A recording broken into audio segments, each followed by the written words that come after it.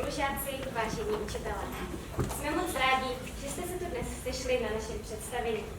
Divadelní hra Veronika, kterou jsme si pro vás sami připravili, je volnou dramatizací knihy Veronika se rozhodla zemřít od Paula Coelha. Tento náš studentský projekt započal v lednu a v našem volném čase jsme se ho snažili přenést z knihy sem na tato divadelní prkna, jež znamenají svět. Nenahlížejte proto na ní, prosím, očima kritických diváků, ale očima ohleduplných a vstřícných diváků. Přejeme vám příjemný zážitek a pojďme bláznit!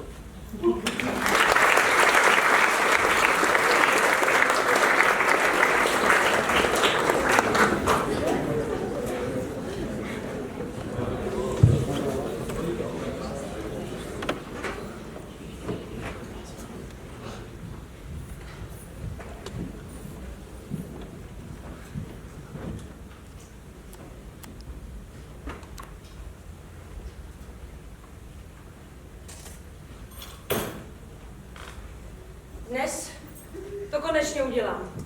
Nebudu už na nic čekat. Dny plynou, jeden jako druhý, nic se nemění. Lepší příležitost už stejně mít nebudu. Správně. Žít dál nemá cenu. Čas sebou přináší stejně jenom stáří, nemoci a útrapy. No, taky smrt nám jistě přinese vykoupení, ne? Smrt.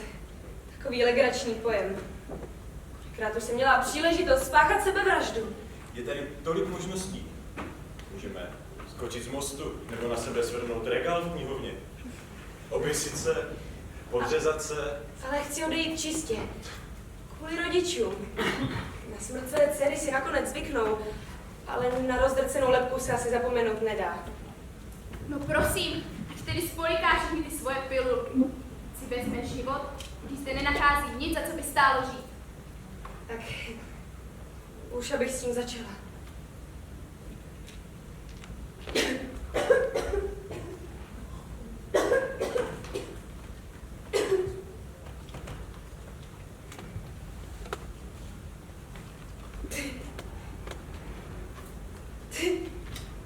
Jak někdo může napsat odborný článek o Slovensku a tvrdit, že hlavním městem je Tallinn? Pak kreténi ti Američani. Neměli bychom už jako náhodou umírat. Nečekala jsem, že to potrvá tak dlouho. Možná bych zatím mohla ukázat těm pisálkům začetého Slovinsko.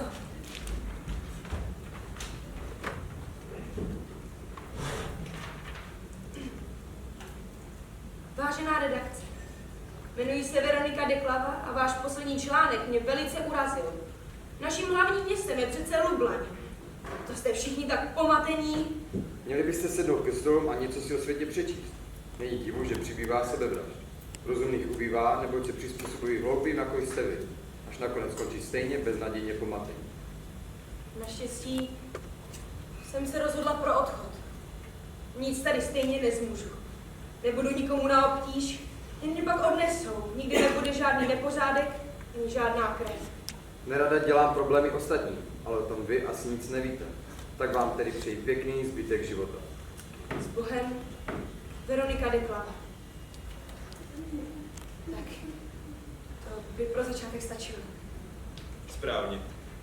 Jen ať si myslí, že jsme se zabili kvůli svojí vlasti, hlupáci. Že zabývám se takovýma hloupostma. Podívejme, kudy nějaký fešák. Hej ty, stav se potom na kafe. Dlouho jsem tu nikoho neměla. Koukej, co si provedl. Chlapena v depresi, neschopná se z ní vymanit. Všichni to vidí a stejně jí nikdo nepomůže. Každý si žije svůj malý svět. Vidí mě, jak tu umírám a přitom se mi dívá do očí. Umírám, když je život někdy tak příjemný. Veronika se rovněž rozhodla zemřít a není cesty zpět. No, je to přeci uspokojivé, že se na ty též věci nebude muset dívat další 30, 40 nebo 50 let. Stala by se z toho totiž nekonečná tragédie. Podívej, netouží po smrti. Možná kdyby ho Jenže, no, porážky už začaly účinkovat. To už umírá.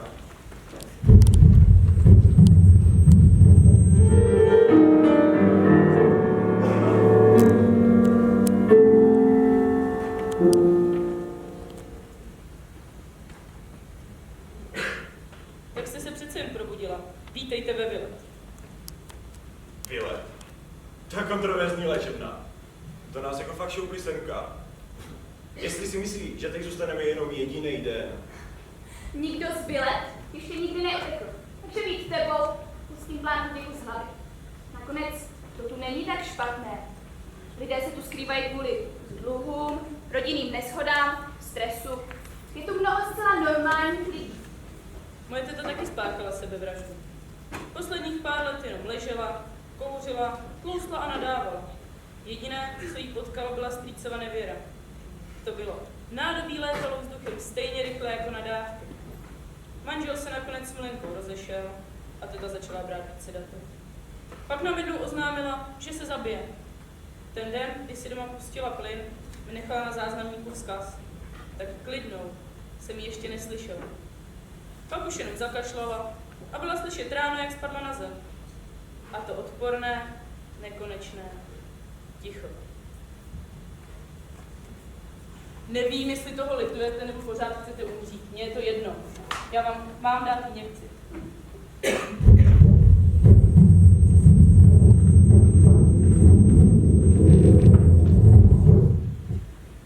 Mám tě masturbovat?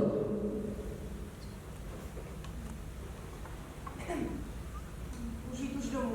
Ne. Možná, že pokud se odsud dostaneme, možná potom Veronika konečně odloží přetvářku a bude sama sebou.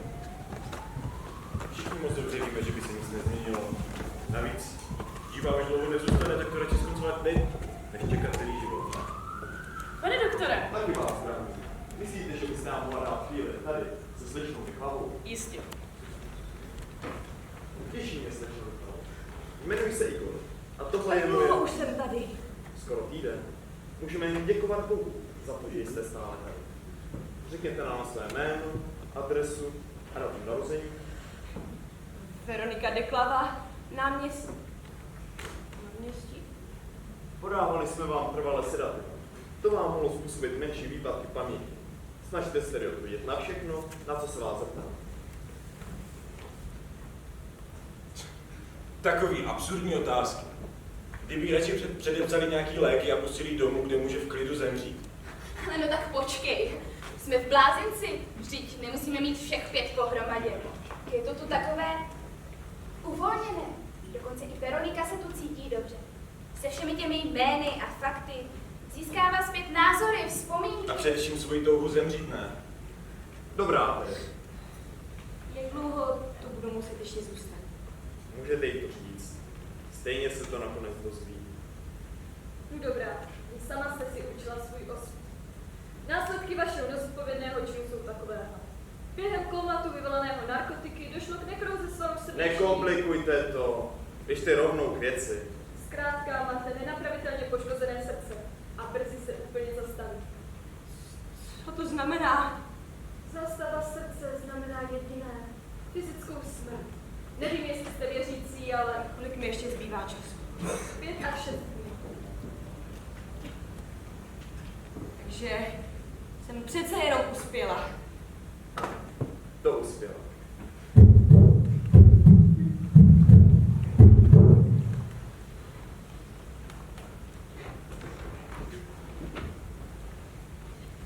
No tak nech toho. Ale to přece nemůžou myslet vážně, nechat nás takhle čekat. To je fakt nelidský. Já jsem třeba na oběd v restauraci. Ale ne na vlastní smrt. Dalovat něco, co je stejně tak nevyhnutelné. To je bláznivé. Kde pak? To je lidské. Alespoň, že zdejší knihovna je dobře zásobena. Kam pak jdete? Na záchod. Počkejte, dojdu si pro klíče a půjdu s vámi. Tohle je snad vězení? Ne, psychiatrická léčebna. Ale nejsem blázen. To tady o sobě říká každý, nejspíš o tom ani nevíte. A jak to poznám? Jak to poznáte vy nebo kdokoliv jiný? Co to znamená být blázen? Nechcete se na to zítra zeptat pana doktora?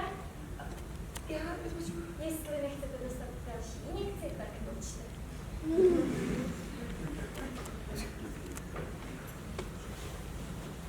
Vy nevíte, co to znamená být blázen?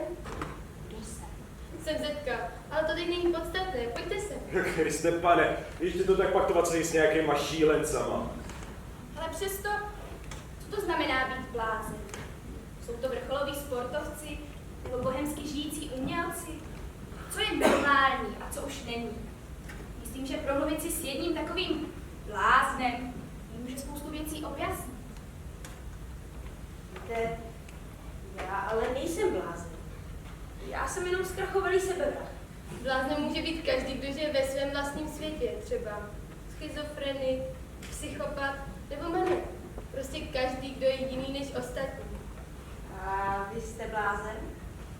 Každý může žít a umřít podle sebe, nemyslíte? To nevím. Povím vám příběh. Ne. Kdysi dávno existovalo mocné království. Přes jeho velikou oblibu se jeden zlý čaroděj rozhodl otrávit pramen, který napájel veškerý zdejší lid. Kdo se té vody napil, ten se zbláznil. Naštěstí měl pan král svoji vlastní studni a pokoušel se své poddané přivést zpět k rozumu. Leč marně. Obyvatelé města a království se domnívali, že to v něm, jejich panovníkovi, se probudilo šílenství a požadovali, aby odstoupil. Zoufalý vládce by se už býval vzdal trůnu, když v tom zakročila královna. Teď půjdeme a také se z té studny napijeme. A tak se také stalo. V kraji nastal mír a klid a král mohl vládnout klidně dál. To krásný příběh. Víte, vy nevypadáte na blázna. Je to tak, deprese mi už sice netrpím, ale stejně zůstávám tady, kde mi nikdo neporoučí, co mám a co nemám dělat. Víte, co je přece tam, za zdmi bylo? Lidé, co byli ze stejné studny.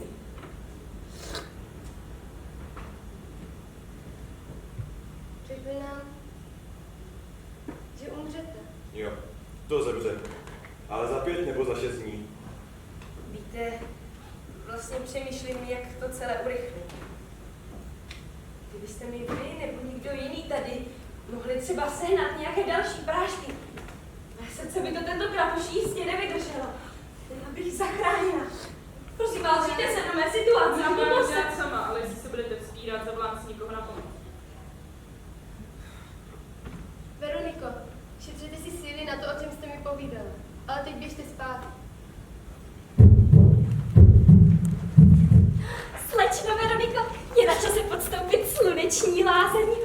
Jsem tady o to, abych umřela. Ne, abyste mě pečovali a snažili se mě zachránit. To je možné, ale přesto si musíte dát sluneční lázeň.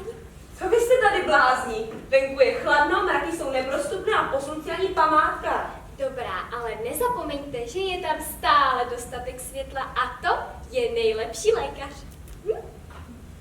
Co myslíte? No, podívejte se.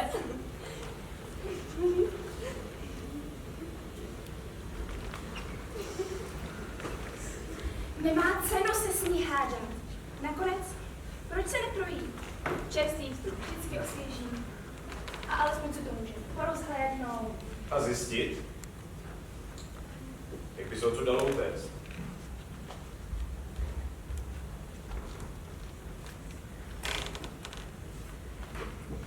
Doufám, že vám ta injekce neuškodila. Organismus si časem zvykne a sedativa přestanou účinkovat. Pamatujete si, o čem jsme včera večer mluvili? Jistě, pojďte, posadíme se.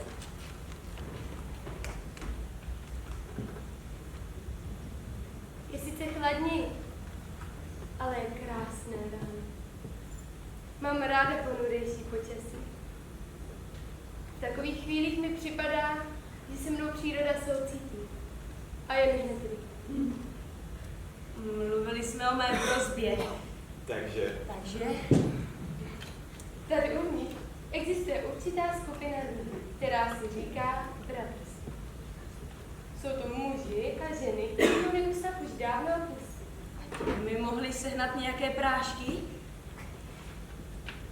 Tamto to je Mary. Patří k bratrstvu, zkuste se zeptat jí. Ale ne hned. Vidíte, že mluví. Nenechá se vyrušovat. Zvlášť od nějaké cizí ženské. Věřte mi, blázni dají na první dojem. proč se s tou ženskou vůbec bavíme? Sadím se, že je mnohem šílenější než celý zbytek Vilet. Co na tom ale záleží? Chování zdejších lidí je v celku fascinující. Jestli si to každý může dělat, co chce, aniž by se ohlížel na názory druhých. Je Veronice určitě líto, že tohle místo tak rychle. No a co pak už si nespomínáš, co nám řekl jako Igor? Měla by se přestat snažit ní probuzet tu malou jiskřičku naděje a nechat ji v klidu zemřít. Chci se procházet sama.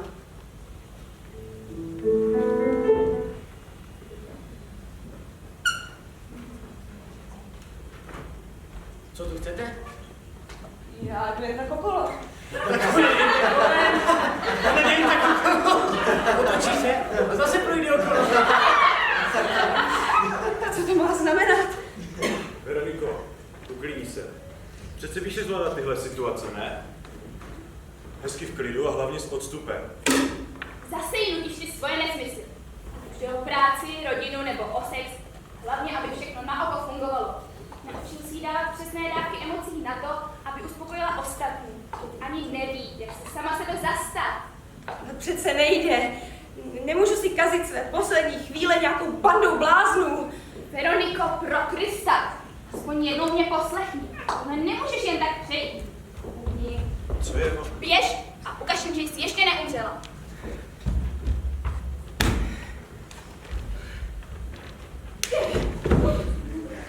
Co by na to? Chcete mi to oplatit? Ne, vy nás už rušit nebudete.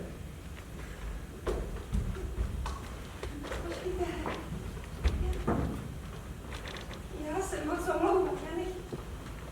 Nechat se takhle zastrašit vtipkování blázy. To ses naučila ani na prahu své vlastní smrti. Připadala jsem si jako vetřelec. Mně se náhodou líbilo, jak jsi ulepila. Toleroval si o to. Vážně. Podle mě by měl každý vidět, čehož je schopný. Zkusit zakázané.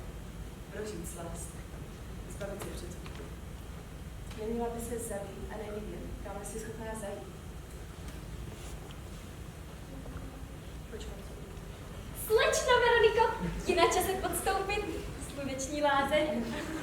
A víte ještě co?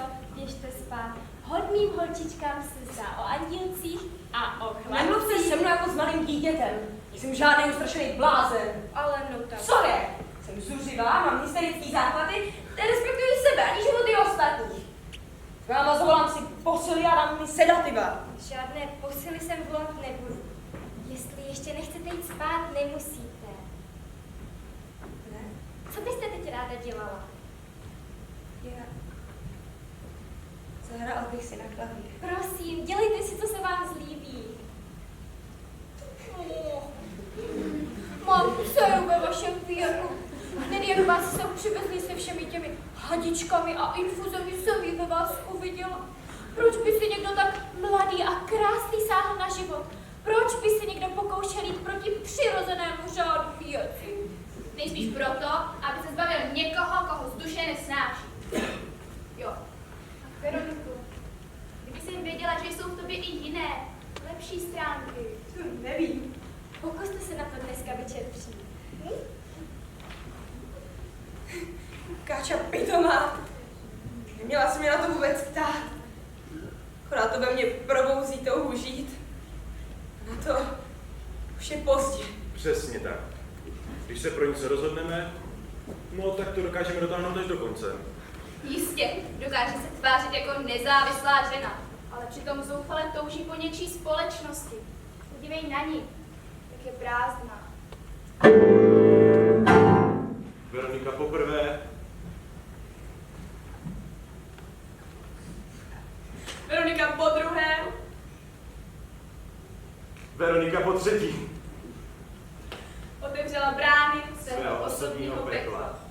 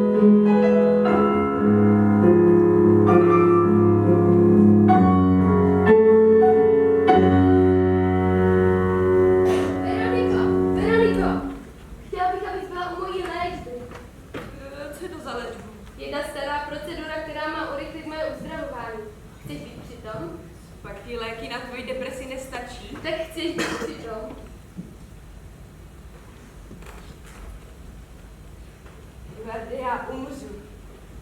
Nemůžeš si zvyknout na to, že ti tu budu hrávat na klavír. Kéž bych mohla.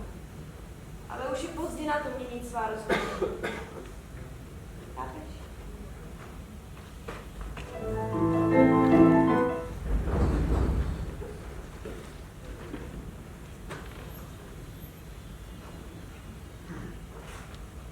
Tohle není žádná exibice, dámo. Nechte jí jít. Je tak mladá, chce umřít a ještě nic nezažila.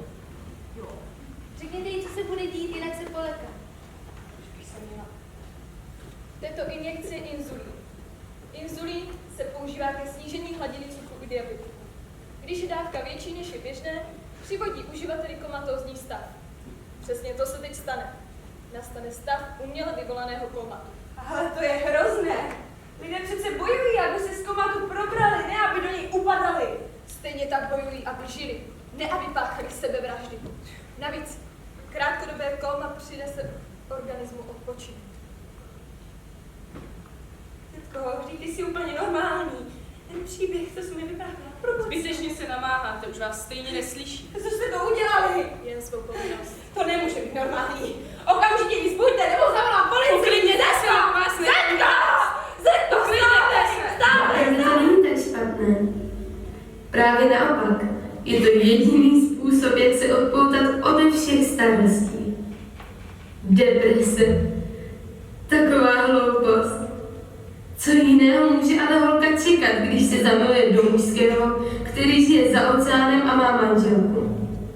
Co všechno jsem kvůli němu udělala, než mi došlo, že to tak nepůjde. Vrátila jsem se zpět, našla si báječného muže a založila ještě báječnější rodinu. Ale touha nevyprchala. Znovu se probouzela, tlačila mě ke dnu. Dny jsem trávila hledáním, psaním nebo telefonováním. Nakonec jsem se uzavřela do sebe. Po několika měsíčním trápení manželovi konečně došlo, že mě sám nezvládne. Zavolal do vele. Já už však nepotřebuji pomoc. Můj život zde pomalu končí. Je na čase postavit se realitě.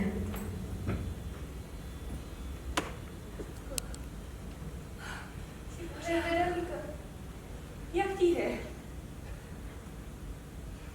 Není mi nic. Tohle byla moje poslední léčba. Jak to víš? Na tom nezáleží. Pamatuješ si na moji první otázku? Co to znamená být blázen? Víš, chci, aby si zapamatovala, že tak či onak jsme všichni blázni.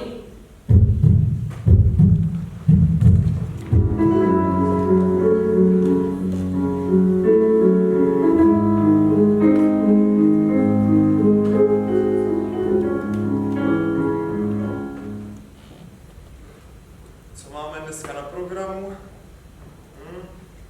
Musím vyřešit problém s Eduardem. Jestli nezačne za sebe zvíst, umře hlady.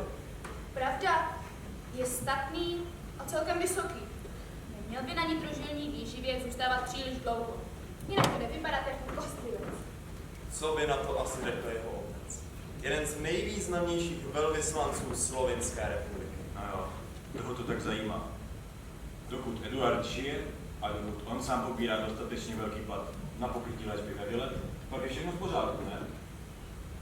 Přerušíme nitrožilní výživu a necháme kluka trošku vyhladovět. Ne nadarmo se říká, že hlad je nejlepší kuchař. Dále musím promyslet propuštění Zetky Mendelové. Stanovenou léčbu podstoupila, další známky nepříčetnosti už neprojevuje. Proč jí tu ještě držet? Že po určité době strávené psychiatrické léčebně si myslím, těžko znovu zvyká na normální život. Těžký návrat je běžný jev, se kterým se potýkají všechna sanatoria po celém světě.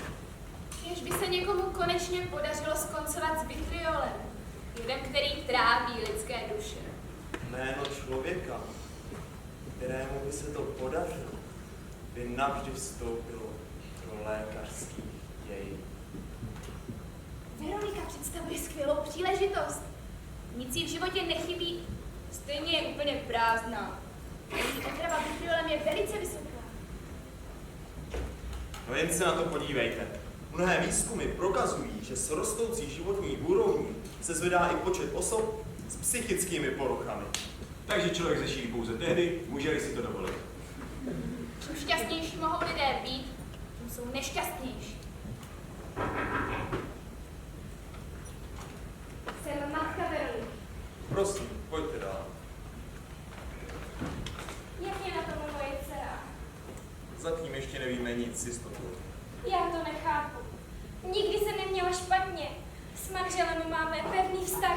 Oba jsme toho pro rodinu moc obětovali a přitom má skvělé vzdělání. Není ošklivá. Našla si práci a přesto... Chtěla zabít? Ano, to už víme. Mariam, podívejte se. Vy tu nejste kvůli Veronice, ale abyste si našla omluvu za její čin. Vidíte. Kolik jí je let? 24. A jak dlouho žije Veronika sama? 5 let. No tak to vidíte. Měla by být naprosto nezávislá. Možná byste si měla s manželem přečíst pár knih od pana doktora Sigmunda Freuda. Ten psal o těchto chorobných vztazích mezi rodiči a dětmi. Mohu vidět svoji dceru? Madam, musíte pochopit, že Veronika se nejspíše zbláznila z důvodu jednotvárnosti jejího života. Teď si představte její ideální svět, kde by nebyl určen pevný řád věcí. Volné pracovní směny, Vánoce či Velikonoce kdykoliv v roce. Byl by v tom nejspíš zmatek. Já osobně se nikdy nesnažila svůj život měnit. To je přesně to. Vám by se zajisté nelíbilo, kdyby se váš manžel z náhlého rozvážení chtěl milovat v obývacím pokoji. Proboha ne! Správně. Souložit má přece v postavě. Nebudeme dávat špatný příklad a šířit anarchii. A to, co nechcete. Mohu vidět svoji dceru? Sestři, zavolejte prosím tu dívku po sebevražedném pokusu. Tu, co se chtěla zabít, aby všichni věděli, kde je Slovensko.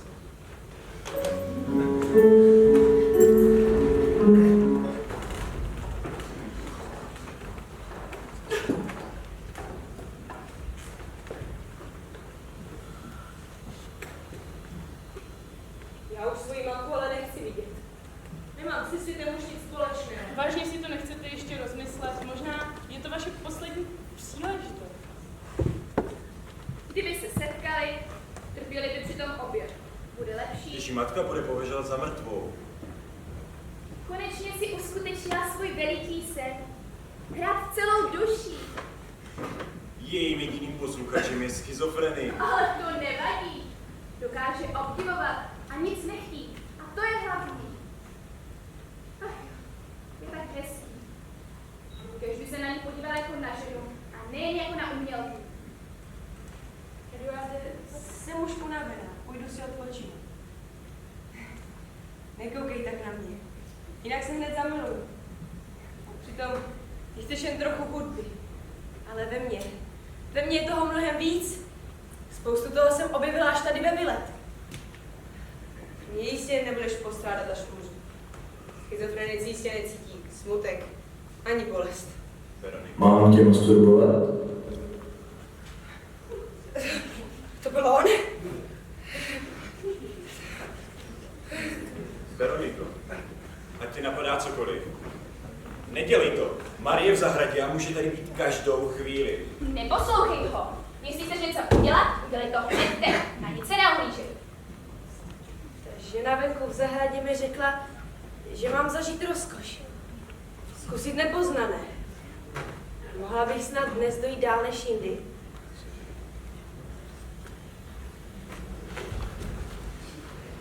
Koukej tam. No, takhle, vážení diváci. Vzhledem k nevhodnosti téhle scény Jsme ji museli jaksi vynechat. to nechcete vidět. No, Takže jsme si rozhodli sem dát nějakou kulturní vložku a dobro vám přednese báseň. a zlo. Počkej. Je to taková ta klasická, určitě ji znáte všichni ze škol, o lásce, radosti. No, tak radši začni. Máš ju. Mám ju, mám. Dobře. Byl pozdní večer, první máj. Vzala si poslední kapičku života. Oho, večerní máj byl lásky čas. Nad jejím tělem se světýlko mihotá. Rodiček z válku lásce hlás. Nechala po sobě poslední psaní. Že Borovi zaváněl háj. Je hrozně nešťastná. Koukněte na ní. Co to děláš? Tak ano, Hiku, vyléme, já! Vy? Už je snad klid. Hotovo.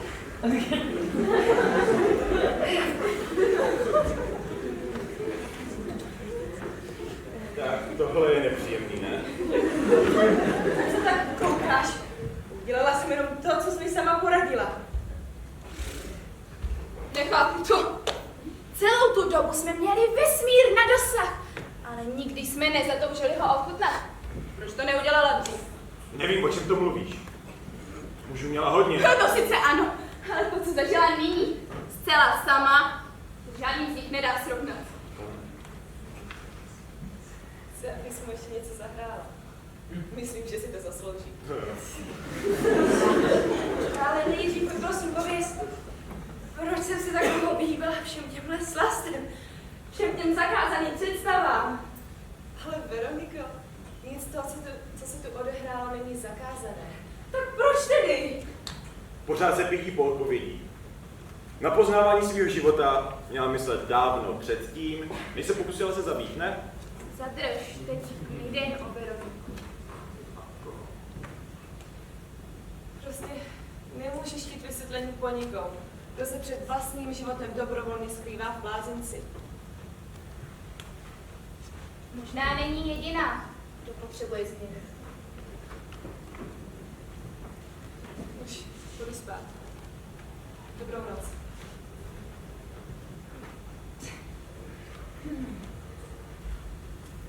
Ani nevíš, jaké okovy si mi pomohl sundat.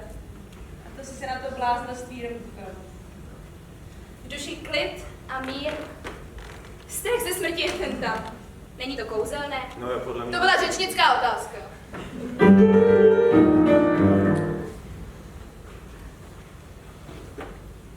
Je moc brzy. A já mám moc práce. Odejděte, Veroniko. Já- Pak si pro vás přijdu. Já vím, že je ještě moc brzy, ale musím s vámi mluvit. Potřebuju pomoc.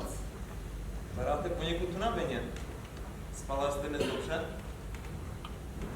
Chci s váma probrat důležité věci. Sestři, můžete mi prosím donést medium a postropinu? Zřejmě jste včera nedostala svou obvyklou injekci. Ale já nechci další injekce. Vždycky se po nich cítím akorát hůř. Teďka je mi dobře.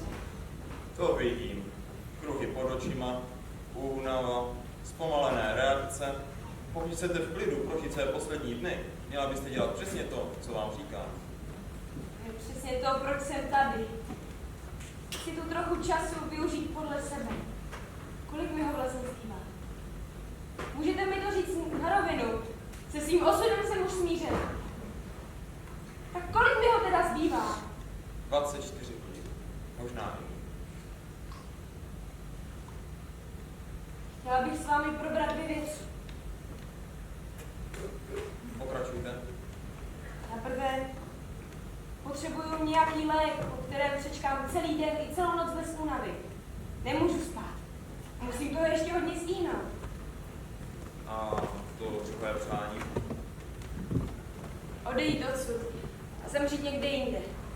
Naposled si projít všechny parky, usmívat se na lidi, kteří se mi zalíbí, obejmout maminku, dát jí pusu a říct jí, že ji mám ráda. Prvé potom se budu moct s klidem odevzat smrti. Jste nějaká bledá. Měla byste si jít lehnout. Můžeme si o tom promluvit zítra. Ale žádné zítra nebude, a vy to víte. Pane doktore, prosím.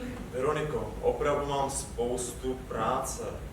Stačí chvilička, mám toho ještě tolik na srdci. Jděte si prosím trošku odpočinout. Můžeme si o tom promluvit později.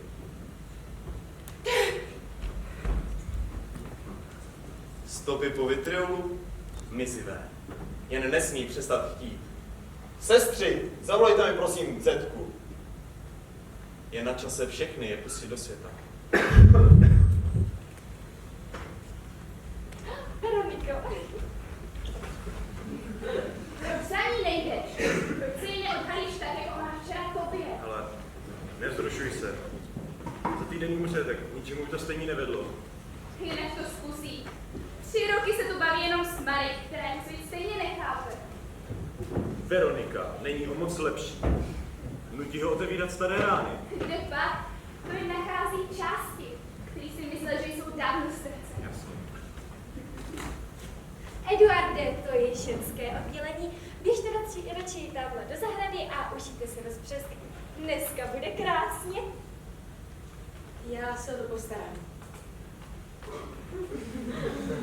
Eduarde, jsem po té injekci taková ospalá. Jenom se půjdu pro...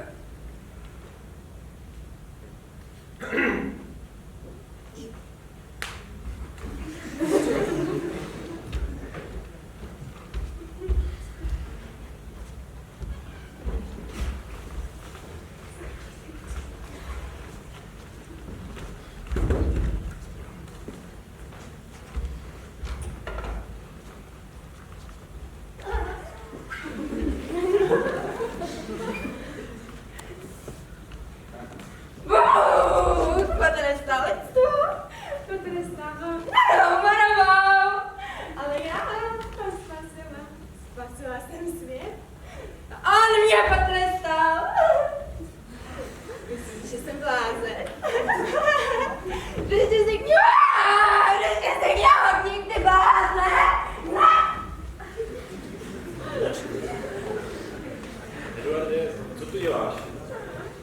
Nechci sam před, že ne? Hloupost!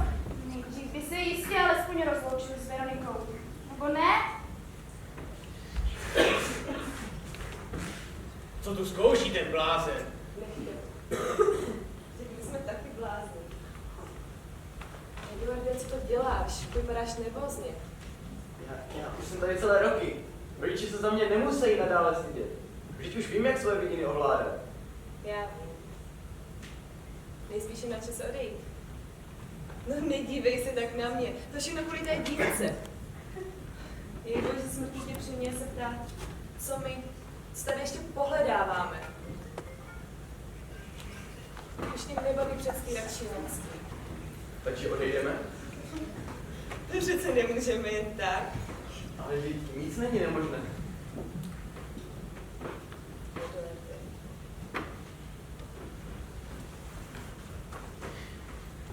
Já chci odejít z Vile. No ano, já chci odejít z Vile. Co to povídáte? Chci odejít, s tím jsem už mnohem lépe. Musím mluvit s doktorem Igorem. Hlavně v klidu. Nechte mě mluvit s Igorem, on mě určitě pochopí. Počkejte! Nechte mě! Uklidněte se, máte záchvat. Nechte mě mluvit s Igorem, on mě pochopí, on mě chápe. Co si to dovolujete? Já nejsem žádný z těch vašich bláznů.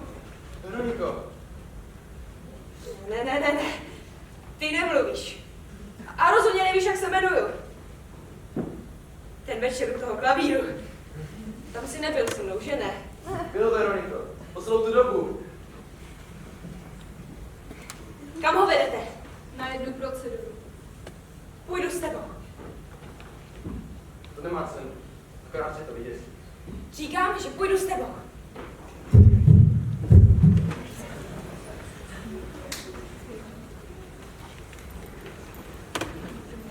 Neboj se.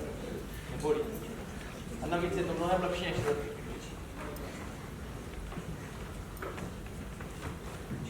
Ne, co to je?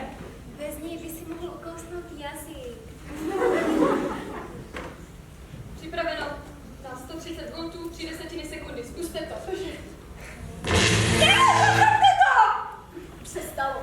Nebuďte mu, probudí se sám.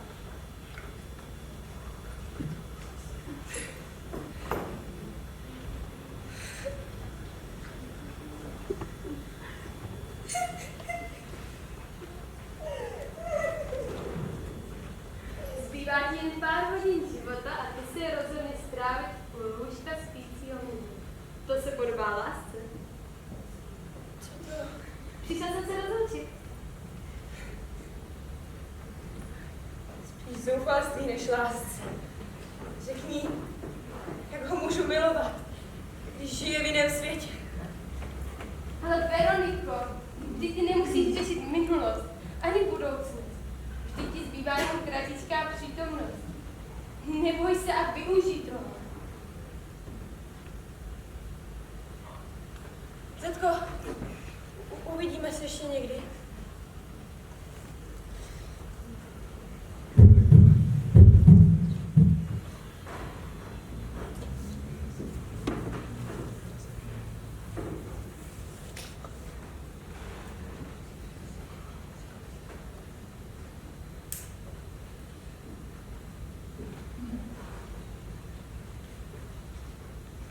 Myslel jsem, že od tohohle jste již upustila. Stejně jako od spousty jiných věcí.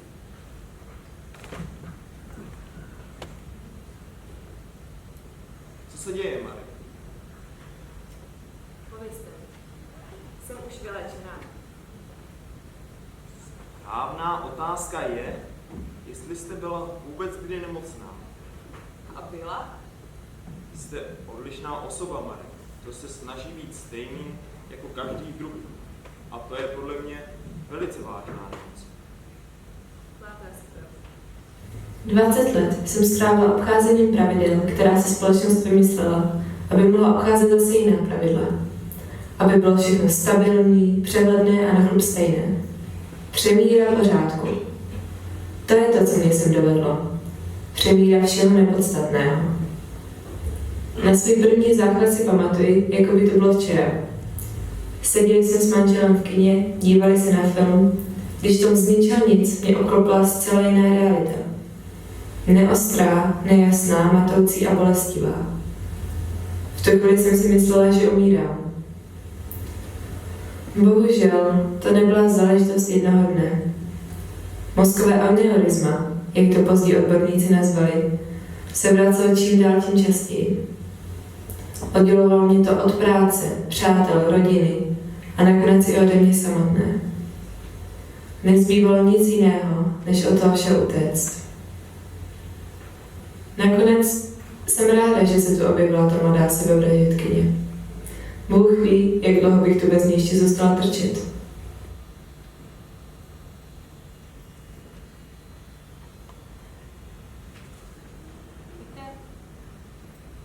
Včera jsem slyšela, hrát hudbu na klavír. Myslíte Veroniku? Hrála tak urputně, celým svým srdcem. Proč nehraje hudbu svého života se stejným nadšením? Proč nechávám okolí tak plynout, beze mě? Vidím u vás příznaky zlepšení. Nemusela jsem to teď být. Mohla jsem prostě a jednoduše projít bránami a odejít. Ale chtěla jsem vám říct, jak jsem se rozhodla. Může? Rozhodla jsem se nečekat na život po smrti.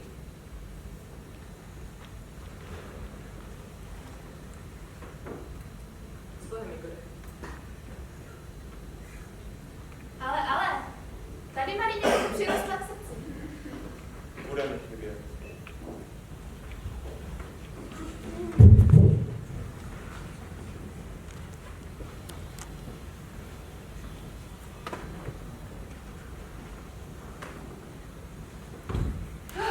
Eduarde! Jsi v pořádku? Musím s tebou mluvit. Musíte jít ustat, ne? Je to rozkaz doktora Igora.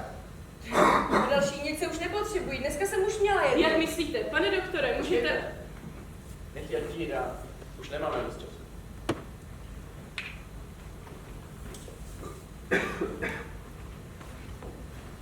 O čem jsi chtěl mluvit? Stydíš se ještě za ten večer? Styděla jsem se. Ale teď jsem na to pyšná. Jsem ráda, že jsem toho byl. Znám tě sice jenom týden, ale dokázala si mi poplést hlavu tak moc, až mě to dohnalo k elektrickému šoku. Sám nevím, co cítím, ale láska už mě jednou zničila. Povídej mi o tom. Celé to začalo tehdy, když jsme se kvůli otci přestěhovali do Brazílie. Celé dny jsem proležel v knihách. Spolužáci se denně opíjeli, brali drogy, bavili se, ale to mi nic neříkalo. Rodiče se začali strachovat, že s takovouhle nebudu chtít ani do politiky. Až se jednou objevila ta Brazilka. I když netušili, jak a když jsme se potkali, rodiče byli spokojení a doufali, že Marie konečně naučí jejich syna, jak se chovat do společnosti. Já však prožívám něco hlubšího. Lákají mě témata hranic, čarodějnictví, exotických mýtů. Mnozí by to nazývali fanatismem, ale mně bylo skvělé. Začal jsem kreslit svoje vidiny ráje. Známky ve škole se mi zhoršily. Hrozilo, že neprojdu v dalších ročníků. Po nějaké době její otec pochopil, že to zašlo dál, než byl kdokoliv z nás schopen unést. Promluvy do duše přestali zabírat odstřelil jsem od sebe všechno, co by mě mohlo rušit od mého snu. Výsledkem bylo umístění nově založeného sanatoria Výlet.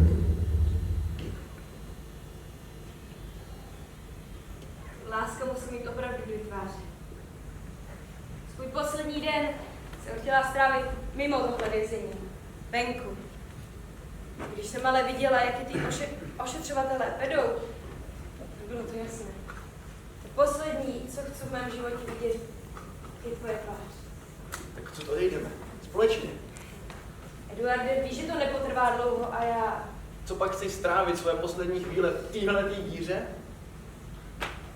Bys pro mě udělal? Utekl bys se mnou? Máš pravdu. Blázni musí dělat bláznivé věci. Ať už vás to neuvidí. Nebojte, neuvidíte. Mám totiž dneska v plánu zemřít.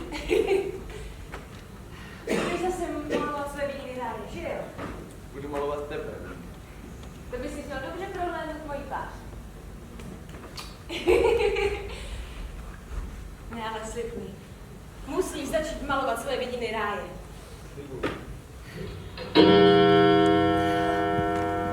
Je to tady. Děkuji ti, Veroniko. Že jsi mi změnila život. Veronika prosila Boha, v kterého nevěřila, aby si ji v té chvíli vzal. Zavřela oči a usnula hlubokým spánkem beze snu. Smrt byla sladká, vonila po víně a hladila ji po vlase.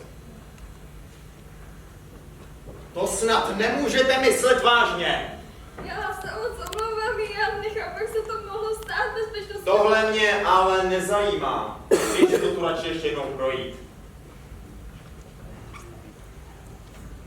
Ty dva už nenajdeme. V případu Veroniky Deklavové došlo k úplnému vyléčení otravy vitriolem. Bylo využito metody uvědomění si smrti. Záleželo jen na jediné věci. Na její vůli přežít.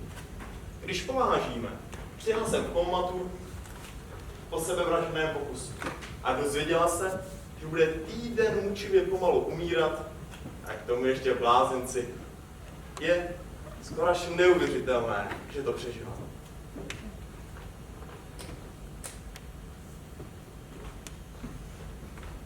Měli byste jít do městské noclehárny, jinak vás tu někdo sebere.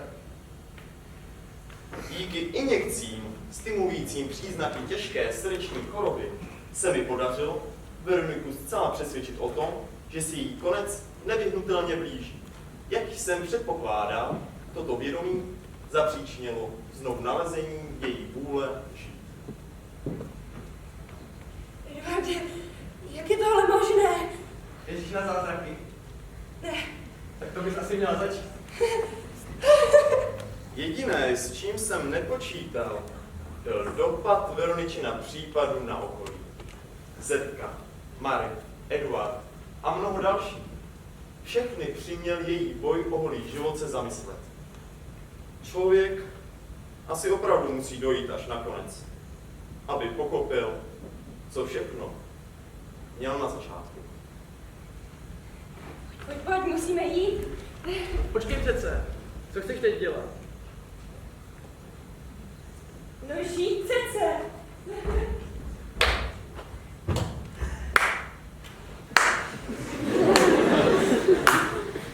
Gratuluju.